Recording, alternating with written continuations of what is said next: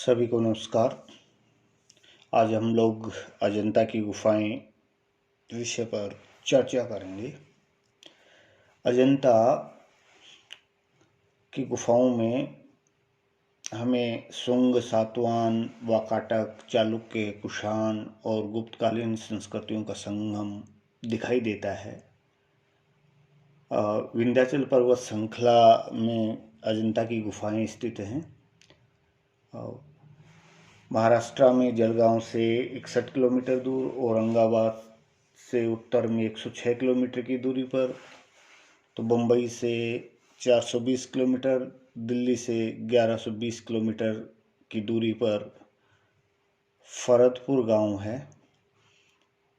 फरदपुर गांव से 6.6 किलोमीटर की दूरी पर विंध्याचल की श्रृंखला में अजंता की गुफाएं स्थित हैं। वह अजंता की पहाड़ी 76 मीटर ऊंची है और इन गुफाओं को लोग भूल चुके थे। दोबारा से 1819 में मद्रास की सेना के एक सिपाही द्वारा खोजा गया था।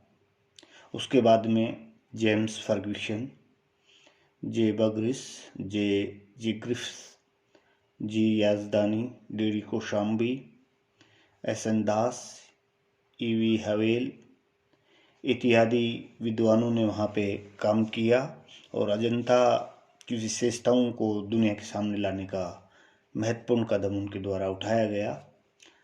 अजंता की पहाड़ी को काटकर कुल 30 गुफाएं बनाई गई थी और उन गुफाओं का काल ईसा की 2री सदी पूर्व से 7वीं सदी ईस्वी के मध्य का है। विभिन्न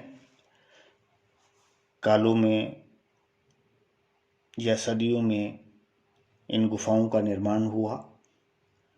कुल 30 गुफाएं हैं। इनमें 5 चैत्य हैं और 25 विहार हैं। विहार बौद्ध भिक्षुओं के रहने के आवास हैं। कुल 30 में से गुफा नंबर 9 व 10 सबसे प्राचीन मानी गई हैं, जो प्रथम सदी ईसा पूर्व की हैं, से संबंधित हैं। और ये 30 जो गुफाएं जो हैं, दूर से देखें तो घोड़े के नाल के समान पहाड़ी है, उसमें बनी हुई हैं, कटोरा नुमा हैं। यहाँ हमें इन 30 गुफाओं में से गुफा नंबर 1 से 7 तथा 14 से 29 तक महायान शाखा से संबंधित हैं। तो गुफा नंबर 8 से 13 तक हीनयान संप्रदाय से संबंधित गुफाएं हमें मिलती हैं। वाकाटक कालीन अभिलेखों के आधार पर गुफा नंबर 1, 2, 16 व 17 का निर्माण 5वीं शताब्दी ईस्वी में हुआ। 8वीं और 9वीं शताब्दियों के 8-9 शताब्दियों के दीर्घ काल में इनका निर्माण हुआ। गुफा नंबर 8, 12 और 13 में कोई भी चित्र नहीं मिला है। चित्रों के अगर विषयों की बात करें हम लोग, तो इन गुफाओं में बौद्ध भिक्षुओं के लिए इन गुफाओं का निर्माण किया गया था। हीनयान संप्रदाय से संबंधित पशु, पक्षी, नदी, पर्वत, दिक्पाल, पुष्प, वलरियां आदि को दर्शाया गया है। आदि का चित्रण जो है किया गया है। तो महायान संप्रदाय से संबंधित गुप्त काल में बुद्ध और बोधिसत्व के चित्र बने यहाँ पर। कुल मिला के इन अजंता की गुफाओं का जो केंद्रीय बिंदु है, जो केंद्रीय विषय जो है चित्रों का, वो बुद्ध हैं। बुद्ध के जन्म, बचपन, बोधि यानी ज्ञान प्राप्ति से पूर्व, मार का आक्रमण, नीलगिरी हाथी का समर्पण इत्यादि का अत्यंत लालित्य के साथ में चित्रण किया गया है। बुद्ध को धर्म चक्र परिवर्तन मुद्रा में दर्शाया गया है। यहाँ पे बहुत सारी जातक कथाओं का अंकन हमें इन भित्ति चित्रों में मिलता है और इन जातक कथाओं में बुद्ध के पूर्व जन्म की कथाएं यथा शंखपाल, महाजनक, उमग, चंपेई, विदुर पंडित, शिबी, विस्तर और हंस जातकों के माध्यम से चित्रांकन किया गया है, इनको आधार बनाकर। सिंहल वादन कथा का भी अंकन यहाँ पे हमें देखने को मिलता है। गुफा नंबर 1 में शिबी जातक की कथा का अंकन मिलता है।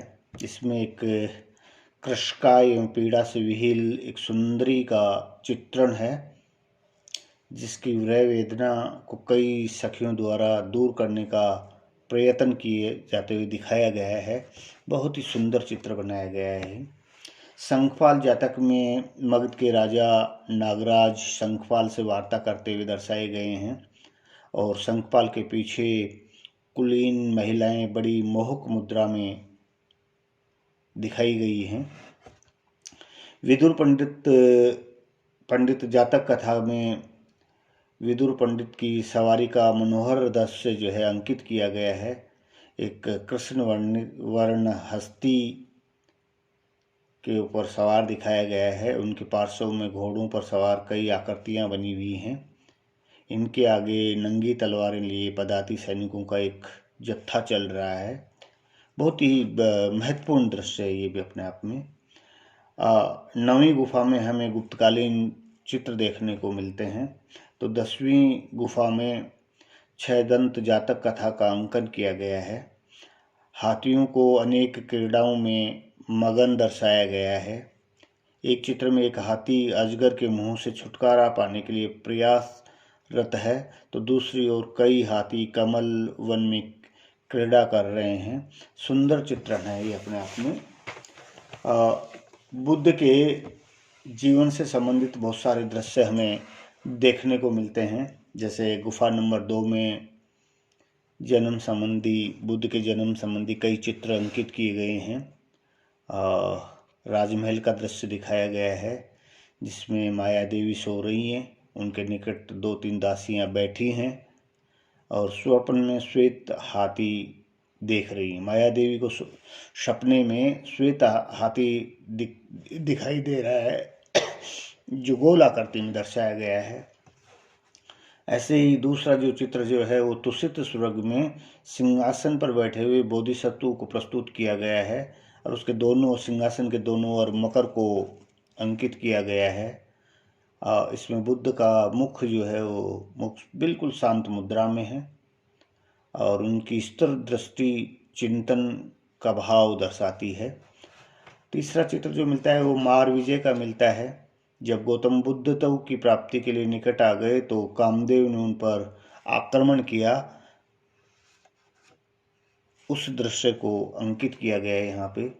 चौथा जो है वो श्रावस्ती का चमत्कार दर्शाया गया है। एक के ऊपर एक अनेक पंक्तियों में बुद्ध के चित्र बने हुए दिखाए गए हैं। गुफा नंबर 2 में सहस्त्र बुद्ध का चित्रांकन किया गया है।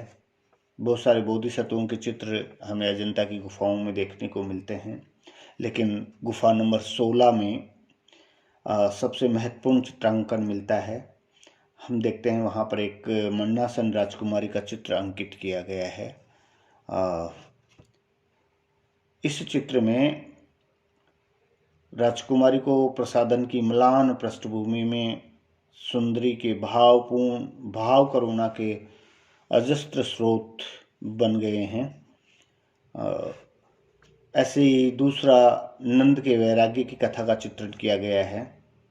तो गुफा नंबर 17 में तथागत के द्वार आने पर, ज्ञान प्राप्ति के बाद जब तथागत अपनी राजधानी में पहुंचते हैं तो यशोधरा अपने पुत्र को समर्पित करते हुए दिखाई गई है। सुंदर रमणियों का चित्रण यहाँ पे किया गया है। बुद्ध को बहुत विशालकाय आकृति में दर्शाया गया है यहाँ पे। इस प्रकार हम देखते हैं कि अजंता के चित्रों में रूप, रंग, रेखा और संयोजन की दृष्टि से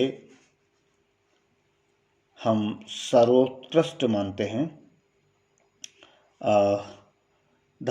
इन चित्रों में धार्मिकता, कलात्मकता, सौंदर्यता और भावात्मकता की दृष्टि से कला का वैभव जो है वो बहुत समृद्ध है। और अजंता के चित्रों में नारी सौंदर्य अपनी पराकाष्ठा के ऊपर है। बहुत ही सुंदर चित्र बनाए गए हैं। हमें जो अजंता की जो चित्र मिलते हैं, भित्ति चित्र जो मिलते हैं, उसको हम लोग इतिहास में मोराल पेंटिंग के नाम से जानते हैं। उसकी तकनीकी की अगर बात करें कि किस प्रकार बनाए जाते थे, तो सबसे पहले दीवार को समतल किया जाता है, फिर उसको खुरदरा बनाया जाता है और उस खुरदरेपन के ऊपर पत्थर के चूर्ण और गोबर, तूस और मिट्टी को मिलाकर प्लास्टर किया जाता है।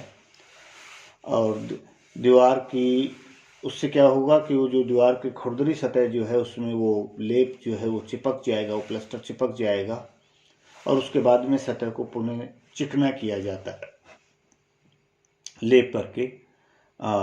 इसे वज्र लेप कहा जाता है। चूने का लेप करने के बाद काजल या गैरू से चित्रों की रूपरेखा तैयार की जाती है और जब आउटलाइन बन जाती है उसके बाद उन चित्रों में रंग भरने का काम किया जाता है। अजंता में जो रंग काम में लिए गए हैं वो स्थानीय स्तर पर ही बनाए गए हैं। जैसे काले रंग के लिए काजल का प्रयोग है, लाल रंग के लिए गैरू का प्रयोग है, पीले रंग के लिए हरिताल का प्रयोग है, नीले रंग के लिए नील या लाजवर्द का प्रयोग है। कई चित्रों में 2 या 2 से अधिक रंगों को मिलाकर भी चित्रण किया गया है।